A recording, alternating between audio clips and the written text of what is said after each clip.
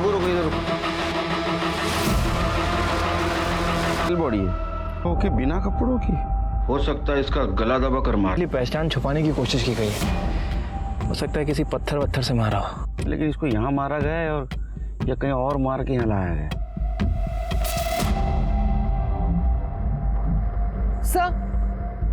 Sir ये कच्ची सड़क आगे तक जाती है, शायद कोई गाड़ी आके ये लाश फेंक के यहीं से गई होगी। करोड़े कैसा पर तक बगा सर। शिरके सर, बॉडी को पोस्टमार्टम के लिए भेज दो और आसपास पूछताछ करो, किसी ने कोई एक्टिविटी देखी है क्या। और आसपास जितने भी पुलिस स्टेशन है वहाँ इंक्वायरी करो, कोई मिसिंग कंप्लेंट है क्या। ठीक है सर।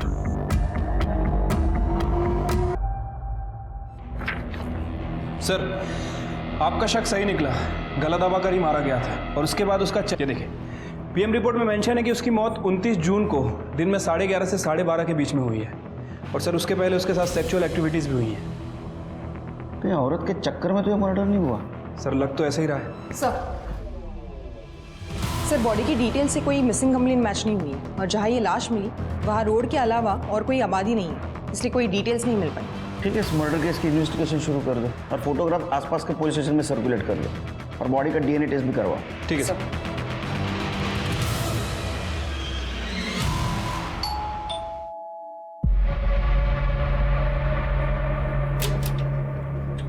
मानसी देशपांडे जी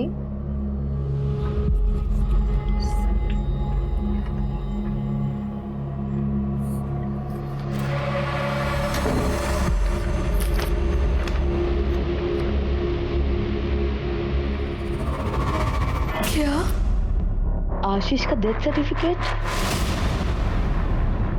हे भगवान, ये क्या हो गया?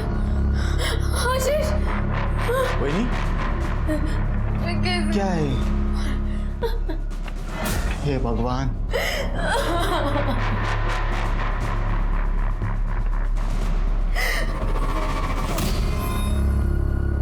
फाइनली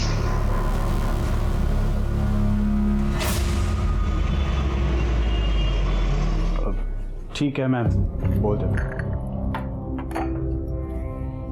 सुनो, क्या हुआ?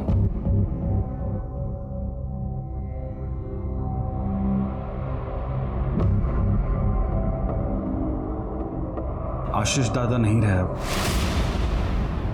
कोरोना से उनकी डेथ हो गई है। क्या क्या? ऐसा नहीं हो सकता।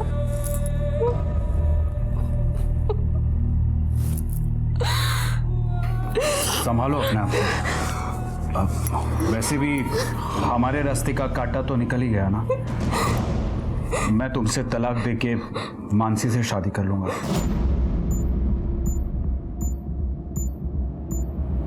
तुम्हें जरा सी भी शर्म नहीं आती ना?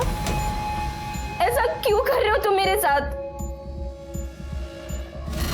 योगेश योगेश रुको योगेश, प्लीज मुझे ऐसे मत ठुकराओ। कौन बाला? योगेश, तुम्हारी हिम्मत कैसे हुई नम्रता के साथ ऐसा बिहेव करने की? चलता हो, गेट आउट।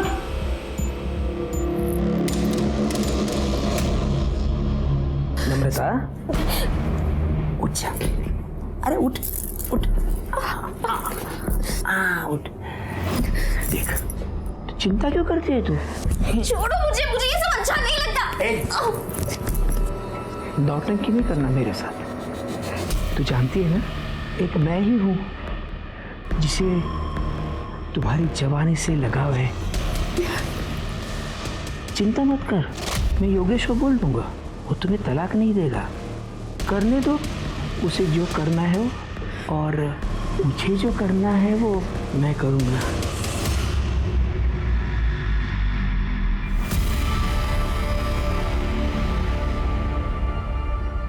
ये नंबर क्यों नहीं लग रहा है? ये आशीष का नंबर कई हफ्तों से स्विच ऑफ क्यों आ रहा है? सब कुछ ठीक हो बस।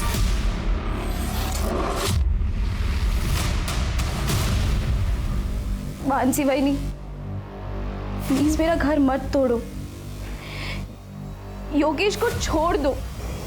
देख नम्रता, तू अपने पति को नहीं संभाल पाई तो इसमें मेरी क्या गलती है? मतलब तू सीधे से नहीं मानेगी?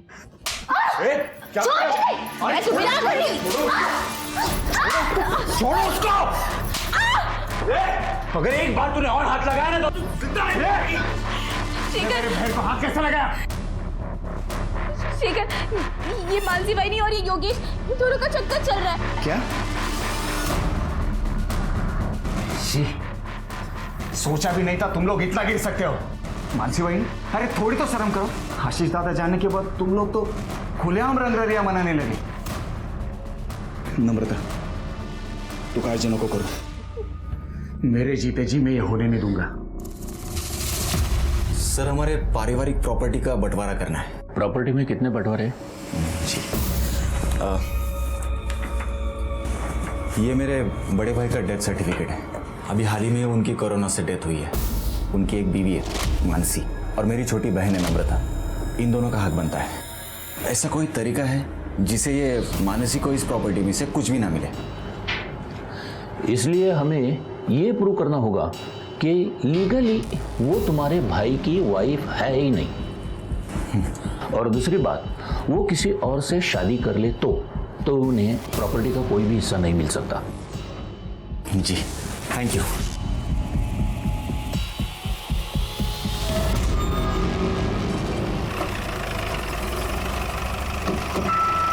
सर, आपने जो डीएनए रिपोर्ट मंगाई थी वो आ गई है। सर, एक मिनट। हेलो, एडवोकेट सलागरे बोल रहा हूँ। केलकर साहब से बात हो सकती है? हाँ, एक मिनट सर, मेरे साथ ही हैं। सर, आपके लिए। हेलो। हाँ, नमस्कार केलकर साहब, एडवोकेट सलागरे बोलते हैं। हाँ नमस्कार साहब, बोला बोला। अभी शेखर नाम का लड़का आया था मेरे पास प्रॉपर्टी के बंटवारे का केस लेकर। उसके भाई की डेथ हुई है। सर्टिफिकेट में death of cause is corona ऐसे लिखा है। ये सर्टिफिकेट मुझे नकली लग रहा है। अच्छा, एक काम करना सलाह करे साहब, वो सर्टिफिकेट और वो आदमी की डिटेल्स शिरके के मोबाइल पे सेंड कर दो। सर, भेज देता हूँ मैं। Okay, thank you. आया? हाँ सर, आ गया। एक काम करो, ये स्वाति को फॉरवर्ड कर दो और स्वाति को बोलो पता करे ये फेक है या ओरिजिनल है। सर, सॉरी मानसी भाभी, उस दिन मैं कुछ ज़्यादा ही बोल गया। अगर योगेश को ही नम्रता के साथ नहीं रहना है तो मैं क्यों कुछ ज़बरदस्ती करूं? और आप दोनों को भी शादी करनी है तो मुझे कोई प्रॉब्लम नहीं है। अगर आपको कोई भी हेल्प लगे तो आप मुझे बोल सकते हैं, लेकिन वही नहीं, मैं चाहता हूं कि दादा के बाद उसकी प्रॉपर्टी का हकदार सिर्फ मैं रहूँगा। ठीक है शेखर, वैसे भी तुम्हारी प्रॉपर्टी में मेरी कोई दिलचस्पी नहीं है। मुझे तो सिर्फ योगेश चाहिए। मैं अपनी दुनिया बसाना चाहती हूँ योगेश के साथ।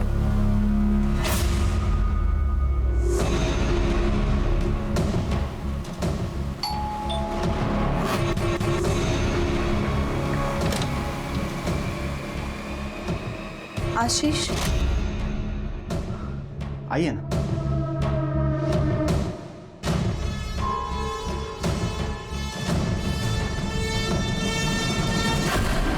लेकिन आप कौन? मैं आशीष की वाइफ कविता। क्या क्या? क्या झूठ बोल रही है आप? आशीष दादा की वाइफ तो ये है मानसी। ये आप क्या कह रहे हैं? आशीष की वाइफ मैं हूँ कविता। अगर आपको विश्वास नहीं होता ना, ये मैरिज सर्टिफिकेट देखिए।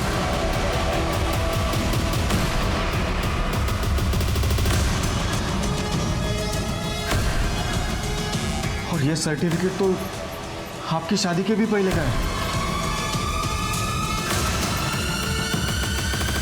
आप आशीष को बुलाइए, आपको सब कुछ पता चल जाएगा। लेकिन आशीष दादा की तो कुछ ही दिनों पहले कोरोना से मौत हो गई है। क्या?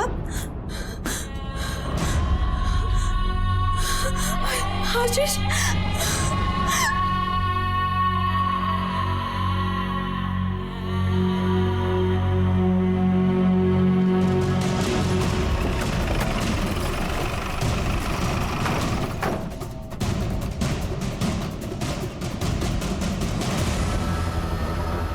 आप में से शेखर कौन है? सर, शेखर मैं हूँ। आपके भाई की कोरोना से मौत हुई, आपको कैसे पता चला? जो सर्टिफिकेट आपने लॉयर को सबमिट किया था, कहाँ से मिला था आपको? सर, वो सर्टिफिकेट तो कुरियर से आया था। हाँ सर, कुरियर तो मैंने खुद रिसीव किया था। देखो, ये यही था। हाँ सर, सर्टिफिकेट तो यही था। ये फेक है क्या? मैं जानती थी कि यहाँ कुछ ना कुछ तो गलत हो रहा है। मैं आशीष की वाइफ कविता, लेकिन यहाँ आकर पता चला तो ये कि आशीष की बीवी बनी बैठी है। ज्यादा कुछ बुरा ना तेरा मुंह तोड़ दूंगी मैं। काम कर रहा हूँ। अब आशीष से आखिरी बार कब मिली? सर वो 22 जून तक तो यही थे, उसी दिन वो गए थे। हाँ सर, उसी दिन वो मेरे पास भी आए थे। एक हफ्ते के बाद 29 जून को वो बिजनेस टूर के लिए निकल गए थे। अब कभी लंबा इंतजार मत करवाना, और अगर जल्दी नहीं आए ना तुम तो मैं वहाँ पर आ जाऊंगी। चिंता मत करो, हफ्ते 10 दिन में वापस आ जाऊंगा। यार कैब बुक करना भूल गया मैं। तुम पहले कैब बुक कर लो। नहीं यार, लेट हो जाएगा। मैं एक काम करता हूँ, बाप्पा चौक में जाके कैब ले लेता हूँ। साहब, आशीष ने मुझे इस घर और शेखर के बारे में बताया था, और बहुत दिन तक जब आशीष का नंबर स्विच ऑफ गया और ना ही कोई कांटेक्ट हो पाया तो मैं उसे ढूंढते ढूंढते यहाँ तक आ गई। और सर, आशीष दादा भी 22 जून के बाद वापस घर आए ही नहीं। हाँ सर, वो सिन्नर जाने का कह के गए थे। आशीष की किसी के साथ दुश्मनी थी? नहीं सर, उनकी किसी के साथ कोई दुश्मनी नहीं थी। दादा एकदम सीधे आदमी थे, वो सिर्फ अपने काम से काम रखते थे। सब महेश कुलकर्णी, ये आशीष का कॉम्पिटिटर हुआ करता था। आशीष ने अपनी मेहनत और ईमानदारी से का विश्वास जीत लिया था, और जिसकी वजह से महेश का कमीशन का धंधा भी चौपट हो गया था। और फिर एक दिन उसने आशीष को फोन पर धमकी भी दी थी। कहीं ऐसा ना हो कि वक्त फिर से करवट बदले और तुम धप से मुंह के बल आगे रहो। फालतू की धमकी देना बंद कर, समझा ना?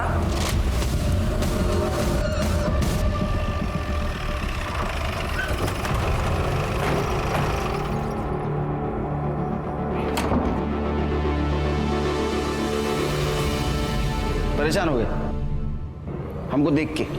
नहीं सर, ऐसी कोई बात नहीं है, बताइए मैं क्या कर सकता हूँ। आशीष की वाइफ कह रही थी कि तुमने उसे कुछ धमकाया बिजनेस के सिलसिले में। सर बिजनेस में ये सब होते रहता है। आशीष ने मेरा धंधा चौपट कर दिया था तो गुस्सा तो आएगा ही, फिर भी मैंने समझौते के लिए उसे फ़ोन किया था सर। हाँ, उस वक्त थोड़ी बहसबाजी हुई थी बस, बाकी मैं कुछ नहीं जानता सर। नहीं, कुछ जानते हो तो अभी बता दो, क्योंकि हम अगर जानने की कोशिश करेंगे तो बताने के लायक नहीं रहोगे। मैं सच कह रहा हूँ सर, मैं कुछ नहीं जानता।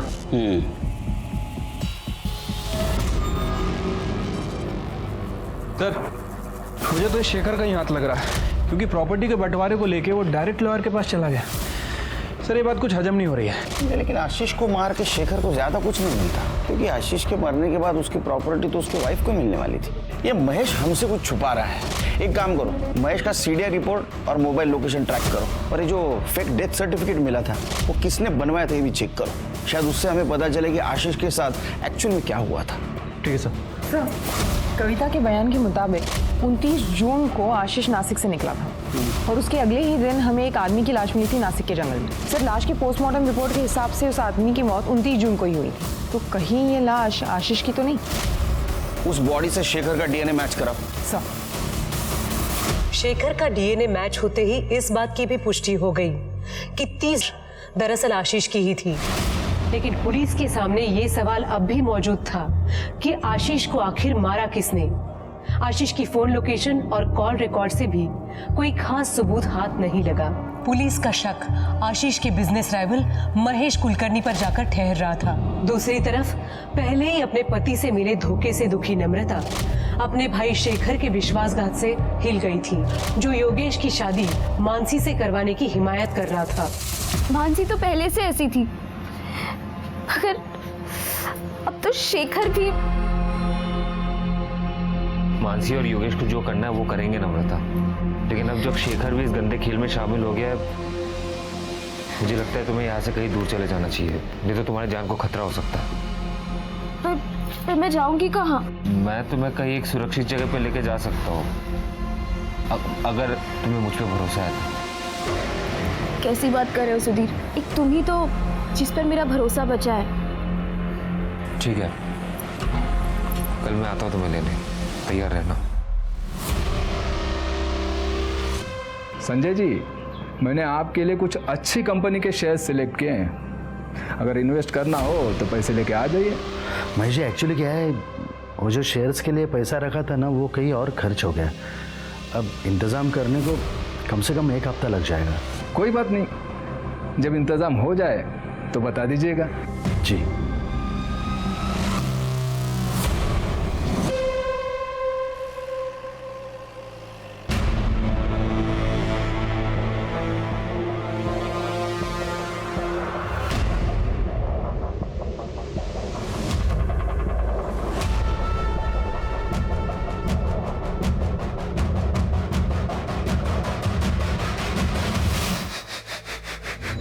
नम्रता, नम्रता, नम्रता, क्या है?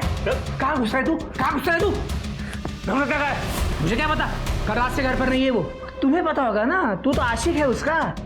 बता कहाँ छुपा के रखा है उसे? मुझे नहीं पता नम्रता कहाँ पे है। भैया किसी और के साथ भाग के।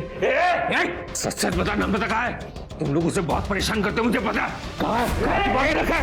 कहाँ छुपा के रखा है? हिम्मत कैसे हुई तेरे मेरे बाबा को हाथ लगाने की? हाँ, हिम्मत कैसे हुई? छुपा के रखा है? मैं उसे ढूंढ के निकालूंगा, मैं बोल रहा हूँ। अरे जा जा। नम्रता जहाँ भी होगा ना, मैं पता लगा के रहूंगा। चल निकल। नम्रता कहाँ है? चल पता लगाता है साला। कातिल बहुत चालाक है शेर के, और इसलिए उसने कोरोना का सहारा लिया। लेकिन सबसे बड़ा सवाल यह है कि आशीष को कहाँ मारा गया, क्योंकि कविता के बयान और आशीष के कॉल डिटेल्स के मुताबिक वो घर से 11 बजे निकला था और उसकी मौत 11:30 से 12:30 के बीच में। तो इसका मतलब उसको रास्ते में ही मारा गया। सर कविता ने हमें बताया था कि आशीष ने घर से कैब बुकिंग की थी। वो पैदल बापा चौक तक गया, जो वहां से 200 मीटर की दूरी पर। सर हो सकता है इसी बीच आशीष को किडनैप करके मार दिया गया हो, या फिर कातिल उसी कैब में हो। सर लेकिन अगर कातिल ने आशीष को सिन्नर में मारा तो उसकी लाश को नासिक के जंगलों में क्यों फेंक दी? जाहिर सी बात है स्वाति, कातिल नहीं चाहता था कि वो लाश आसानी से किसी को मिले, इसलिए उसने जंगल में उस बॉडी को डंप किया। अरे कहाँ जा रहे हैं? चल बात कर। अरे करणे येऊ दे त्यांना, लोकांच्या तक्रारी ऐकण्यासाठी जगना पडीकडे। सर ये नम्रता गायब हो गई है सर। क्या सर? उसके पति योगेश और आशीष की बीवी मानसी, इन दोनों के बीच में अफेयर चल रहा है सर। सर मुझे पक्का यकीन है इन दोनों ने गायब किया सर। आप उन दोनों को छोड़ना नहीं सर, प्लीज। गायब कौन कर सकता है लेकिन नम्रता को? सर शेखर उसका भाई सर वो भी ये कर सकता है सर। ये योगेश और मानसी की शादी को रोकने के बजाय वो उसे सपोर्ट कर रहा है प्रॉपर्टी के चक्कर में सर। और नम्रता ने उसे वार्निंग दिया कि अगर उसने ऐसे किया तो प्रॉपर्टी में अपना हिस्सा वो नहीं छोड़ेगी। इन सबसे पूछताछ करनी होगी। अरे सर हमें नहीं पता वो कहाँ चली गई है। हाँ सर, एकदम कैरेक्टरलेस औरत थी। कितनों के साथ उसके चक्कर थे सर, और उसमें से ये एक सुधीर भी है। पूछिए उसको। और सर एक बार तो उस कमीनी के लिए इसने मुझे मारा भी था, पूछो। को जानवर को तार मारा तूने? हाँ? सब मार क्या होती है ना, मैं तुझे बताता हूँ। तुझे क्यों इतनी तकलीफ हो रही है? हाँ? तेरा अफेयर चल रहा है क्या उस कमीनी के साथ? तेरे जैसा नहीं समझा, और ना ही वो मानसी की तरह है कि पति होने के बावजूद यहाँ मुंह मारे। तो तुम लोग कर रहे हो। अगर नम्रता को कुछ भी हुआ ना, तो मैं तुम लोगों को छोड़ूंगा नहीं। एक तरफा ही सही, लेकिन मैं उससे बहुत प्यार करता हूँ। छोड़ मुझे, छोड़ूंगा नहीं। अरे सर ये झूठ बोल रहे हैं, उसका कोई चक्कर किसी के साथ नहीं चल रहा था। हाँ मैं मानता हूँ कि मेरा एक तरफा प्यार था उसके लिए, हम दोनों बहुत अच्छे दोस्त थे सर। इसलिए उसने मुझे सब कुछ बताया कि कैसे वो उसे मारता था, और इसका ये बाप उसे मलहम लगाने चक्कर में उसको मोलेस्ट करता था सर। उसे लगा कि वो इस घर में सुरक्षित नहीं है, उसको मेरी मदद की जरूरत थी। उससे पहले कि मैं उसे कोई सेफ जगह पे लेके जाऊं, इन लोगों ने उसे गायब कर दिया सर। अरे झूठ बोल रहा है सर, खोटा बोलते हैं। ये खुद उसको भगाने के चक्कर में था और अब हम पर आरोप कर रहा है अभी। हाँ सर मैं झूठ नहीं बोल रहा हूँ सर, मेरी बात मानिए सर। आप मुझ पर कैसे इल्जाम लगा सकते हैं सर? आशीष को ढूंढने के लिए आई हूं मैं यहाँ। और तू, तेरा भाई मरा नहीं और तू वकील के पास चला गया, अजीब नहीं लगता तुझे? सबसे ज्यादा शक ना तुम दोनों के ऊपर है। एक सीधा सीधा उगल दे, वरना डंडा मार के उगलवाऊंगा। सर मैंने कुछ नहीं किया, मुझे सच में कुछ पता नहीं। सर हमें जितना पता था आपको बता तो दिया। वो सर्टिफिकेट भी कोरियर से आया था।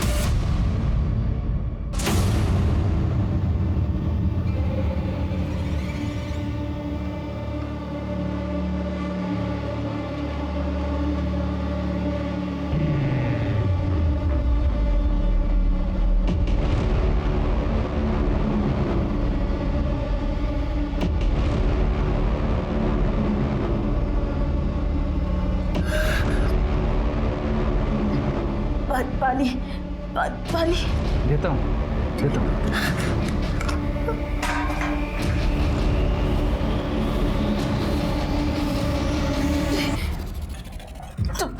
तुम मेरे साथ ये सब क्यों कर रहे?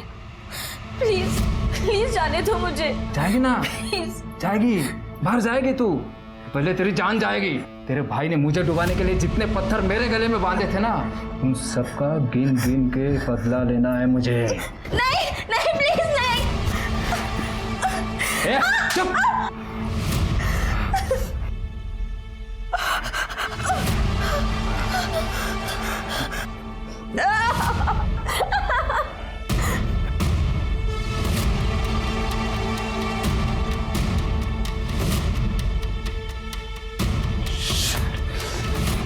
अभी आता है, मैं रुक।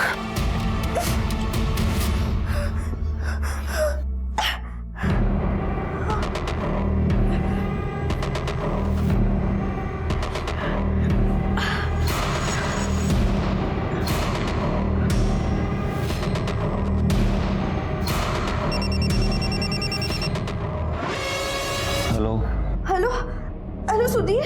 नम्रता, तुम कहाँ पे हो? तुम ठीक तो हो ना? नहीं सुधीर, मुझे इन लोगों ने ना महेश कुलकर्णी के घर पे बांध कर रखा है। ये घोल चौक है ना? हाँ हाँ बस वही। सुनो, तुम फिक्र मत करो, ठीक है? मैं तुरंत आता हूँ वहाँ पे, तुम फिक्र मत करो। हाँ सर, अभी तक इस नम्रता की सीडीआर से कुछ खास पता नहीं चला। 31 जुलाई से इसका फोन स्विच ऑफ है और अभी तक स्विच ऑफ ही है। सर, हो सकता है कि नम्रता अपने हस्बैंड के साथ घर से भागी हो, या फिर कोई उसे जबरदस्ती करके ले गया हो सकता है कि मानसी और योगेश भी इसमें इन्वॉल्व हो। अरे शेखर? हाँ सर, इस शेखर को भी इग्नोर नहीं कर सकते हैं, क्योंकि वो प्रॉपर्टी के लिए कुछ भी कर सकता है। और हमें सुधीर ने बताया था कि नम्रता अपना हिस्सा शेखर से मांग रही थी। सर वो नम्रता का पता चल गया सर। उसने मुझे 1 घंटे पहले फ़ोन किया था। उन लोगों ने उसे गोल चौक में किसी महेश कुलकर्णी के घर पे बंद करके रखा है सर। मैं वहाँ पे गया था, लेकिन वहाँ पे कोई था नहीं।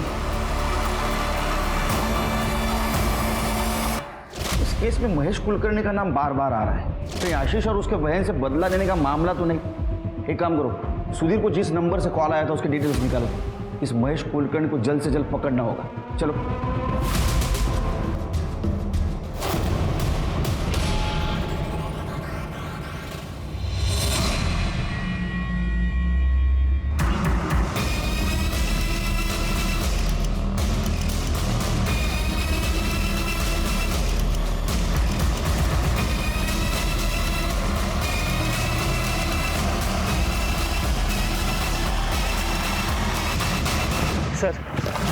सर यहाँ पे, सर यहाँ पे, सर ये यहाँ।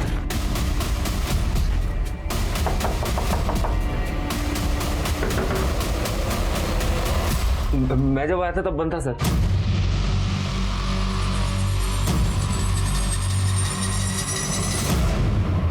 नम्रता चेक करो।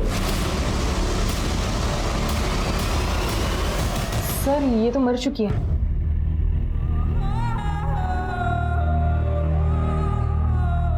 और सर ये देखिए, गले पे रस्सी के निशान है। शायद रस्सी से गला घोट के मारा गया ऐसे।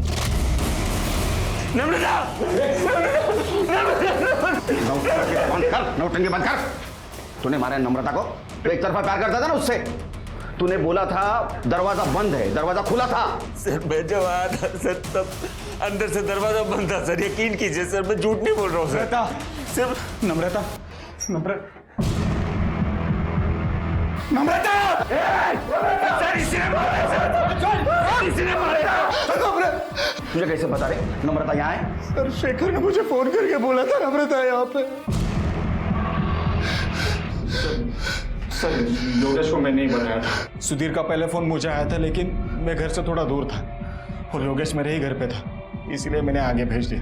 हटा दिया ना तूने तेरी बीवी को रास्ते से? हाँ, मानसी के साथ आईयाशी कर रही थी ना तेरे को? सच बोल। सर सच बताऊं तो आप लोगों के आने से पहले मैं यहाँ आ चुका था, लेकिन जब मैं यहाँ आया तो मैंने देखा कि ऑलरेडी नम्रता मर चुकी है, इसलिए मैं डर गया और डर के बाहर जाके छुप गया। सर ये शायद महेश का फोन है, जिससे नम्रता ने सुधीर को कॉल किया। सर महेश मिल गया। क्या रे? खुश हो गया ना तू? भाई बहन को मार के तेरा बदला पूरा हो गया? सर आशीष और नम्रता को मैंने नहीं मारा है। हाँ मैं नम्रता को यहाँ ले आया था, पर केदार के कहने पर। देख, मेरी बहू नम्रता घर से भागने की तैयारी में है। वैसे मेरे बेटे योगेश ने तो उसे जिंदगी से निकाल ही दिया है। अब उसको किसी सुरक्षित जगह की तलाश है। इस स्थिति में उसके भाई का दुश्मन मतलब तू, तेरे उस वाले घर से सुरक्षित और कौन सी जगह हो सकती है? उसके बाद में केदार के घर पहुंचा। केदार ने नम्रता को पहले ही बेहोश करके रखा था। फिर मैंने नम्रता को गाड़ी में डाला और यहाँ ले आया। सर, उसके बाद मैंने और केदार ने बारी बारी नम्रता के साथ शारीरिक संबंध बनाए। इन सबको कस्टडी में ले लो। चलो सॉरी, बॉडी को पोस्टमार्टम के लिए भेज दो और सीसीटीवी रहेगा तो उसका फुटेज कलेक्ट करो। सर, अरे साहब, वो महेश झूठ बोल रहा है। एक नंबर का ठगी इंसान है वो। हमेशा औरतों के पीछे पड़ा रहता है। हमारे घर में आता जाता रहता था। और आपको बताया था मैंने, नम्रता हमारी बहू, उसका चाल चलन ठीक नहीं था। इतनी सफाई देने की जरूरत नहीं, सबका कैरेक्टर सर्टिफिकेट है मेरे पास। कोई सबूत है आपके पास? आएगा। जिस दिन मेरे हाथ सबूत आएगा, मेरा हाथ चलेगा। ये तेरे हाथ कुछ नहीं रहेगा। ये केदार का सीमेंट सैंपल कलेक्ट करो और क्राइम सीन पे जो कॉन्डोम मिले उससे मैच करवाओ। सर, नम्रता की पीएम रिपोर्ट। सर, नम्रता की मौत गला घुस स्ट्रेसेस भी मिले हुए हैं। इसके अलावा बॉडी पे कहीं कोई स्ट्रगल के निशान नहीं है और मौत 11 से 12 के बीच में हुई है। CCTV footage? नहीं सर, वहाँ कोई सीसीटीवी कैमरा नहीं है। ये बात समझ में नहीं आ रही शिरके। ये नम्रता ने सुधीर को कॉल किया, सुधीर ने शेखर को कॉल किया, शेखर वहां तुरंत नहीं पहुंच पाया इसलिए उसने योगेश को कॉल किया। सब लोग वहां थे, तो कातिल कौन है? सर, ये महेश के मुताबिक केदार को पता था कि नम्रता कहाँ है, लेकिन इस वक्त ये दोनों मर्डर से भी इनकार कर रहे हैं। नहीं शिरके, मुझे किसी पे भरोसा नहीं, क्योंकि आशीष और नम्रता दोनों का मर्डर सेम तरीके से हुआ है। तो हो सकता है इनका कातिल भी एक हो। सर, हमें शेखर ने बताया था जब उसने योगेश को कॉल किया था तब वो आशीष के घर पे ही था। हो सकता है मानसी या कविता ने उनकी बात सुन ली हो। और वैसे कविता पर शक करने के लिए बहुत सारे रीजंस हैं। आशीष के मरने के बाद वो उसकी लीगल वाइफ है, तो शेखर जैसे ही प्रॉपर्टी पर उसका इक्वल दावा बनता है। सर, मैंने नम्रता को नहीं मारा है। और सर, मैं भी इस बारे में कुछ नहीं जानती हूँ। उस दिन नेटवर्क इशू होने की वजह से योगेश बाहर गया था सुधीर से बात करने के लिए, और जब योगेश अंदर आया तो उसने मानसी को बताया और मानसी ने मुझे बताया कि किसी ने नम्रता का किडनैप कर लिया है। हाँ सर, ये सही कह रही है।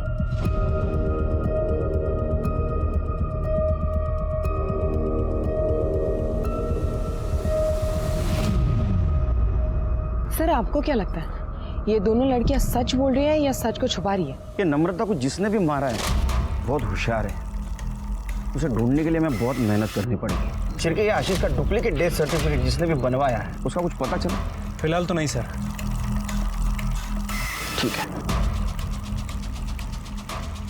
शिरके, तुमने एक चीज पॉइंट आउट की, खिड़की के बाहर 2 रस्सी के टुकड़े लटक रहे थे और बीच का हिस्सा गायब था। ये नम्रता को भी रस्सी से घोट के मारा गया है ना? हाँ सर। क्या ऐसा तो नहीं कि ये रस्सी उसके लिए यूज की गई हो?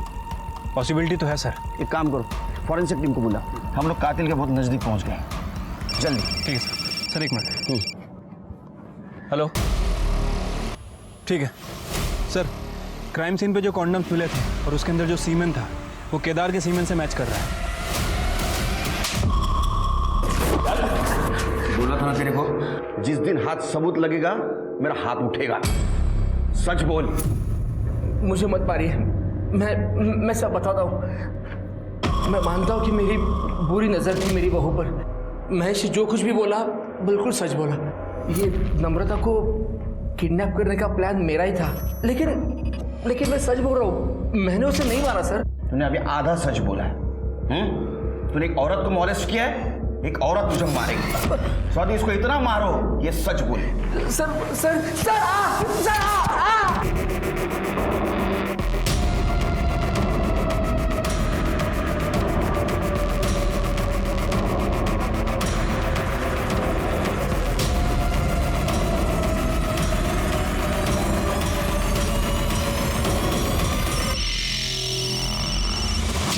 हेलो, कविता किसी को तो मिलने आई है।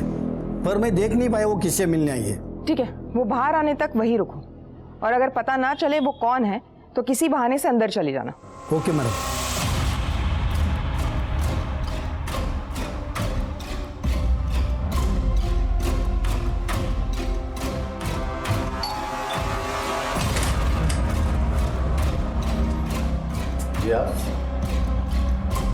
इलेक्ट्रिसिटी डिपार्टमेंटमधून आलोय, तुमच्या मीटरचं रीडिंग घ्यायचं आहे।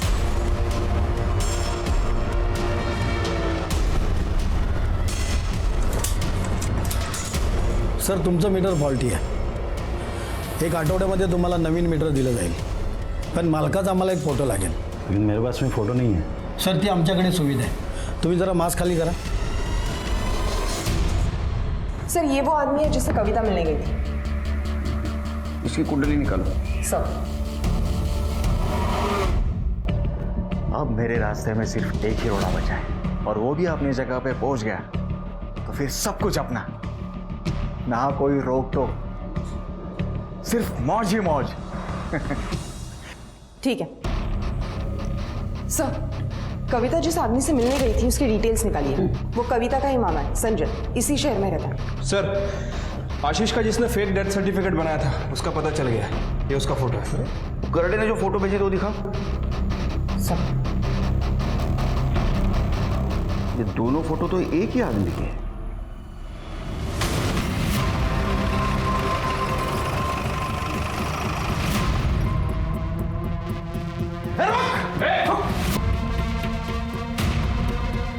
सब इसने नम्रता को मारा है। हमने जब इसे पकड़ने की कोशिश की तो ये हमलावर हो गया। बंद कर नौटंकी, समझी? ये दोनों फोटो तो एक ही आदमी के हैं। ये देखो, लेकिन इसने आशीष और नम्रता को मारा क्यों होगा? सर 100% प्रॉपर्टी का मामला हो सकता है। प्रॉपर्टी का मामला? अगर प्रॉपर्टी का मामला हो सकता है तो इसका अगला शिकार शेखर हो सकता है। हमें शेखर को बचाना होगा। एक सेकंड से शेखर बच गया और एक सेकंड से तू भी बच गया। तुम दोनों के खिलाफ सारे सबूत है हमारे पास। तुम सच बोलो नहीं तो हमारा डंडा बोलेगा। बताती हूँ सर, मैं आशीष से बहुत प्यार करती थी। मुझे बिल्कुल भी अंदाज़ा नहीं था कि वो मुझे इतना बड़ा धोखा देगा। वो अक्सर बिजनेस का नाम लेकर सिनर आया करता था, और जब उसने ज़्यादा से ज़्यादा वक्त यहाँ बिताना शुरू कर दिया तो मुझे उस पर शक होने लगा। फिर मैंने ये बात संजय मामा को बताई। इन्होंने आशीष के इस घर पर नज़र रखनी शुरू कर दी। तब हमें पता चला कि आशीष और मानसी शादी कर इस घर में एक साथ में रह रहे हैं। तब मुझसे ये बात बर्दाश्त नहीं हुई सर।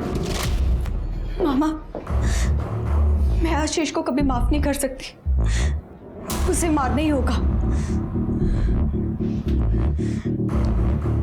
ये तू नहीं, तेरा गुस्सा बोल रहा है।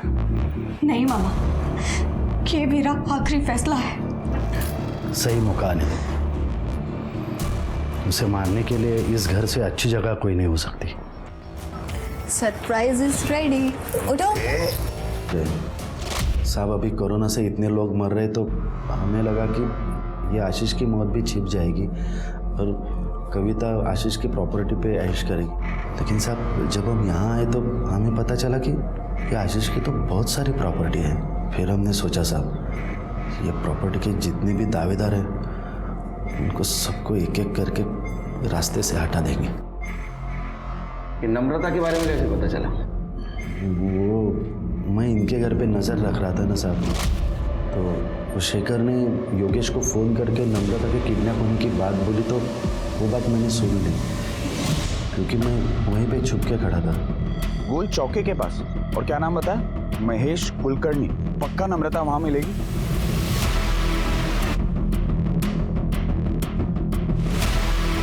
मैं वो एड्रेस पे पहुंचा और नम्रता को गला घोट के मार दिया। सुधीर को आते हुए देखा।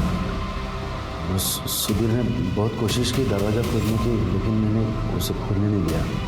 फिर सुधीर वहाँ से चला गया, फिर मैं भी वहाँ से चला गया सर। नम्रता के बाद सिर्फ अभी शेखर बचा था, उसे मारने ही वाले थे साहब, पकड़े गए। तुम्हें पता है लालच और बेवकूफ़ी में तुमने कितनी लोगों की जिंदगियां बर्बाद कर दी? आप दोनों को तो मौत से भी बदतर शिक्षा होनी चाहिए। रिश्ता कोई भी हो, उसमें प्यार और अपनेपन की नमी बनाए रखकर ही लंबे समय तक साथ चला जा सकता है। और इतना जरूर ध्यान दें कि भरोसा कतई टूट ना पाए, वरना परिणाम के तौर पर कोई न कोई दुर्घटना जरूर होकर रहेगी। अब मैं सोनाली कुलकर्णी आपसे विदा लेती हूँ। फिर मिलेंगे एक नए केस के साथ क्राइम पेट्रोल सतर्क जस्टिस रीलोडेड में। तब तक अपना और अपने परिवार का ख्याल रखिए। आप जानते हैं हम सब एक मुश्किल दौर से गुजर रहे हैं। कृपया मास्क पहने, सैनिटाइजर का इस्तेमाल करें और उचित दूरी बनाए रखें। देखते रहिए क्राइम पेट्रोल सतर्क।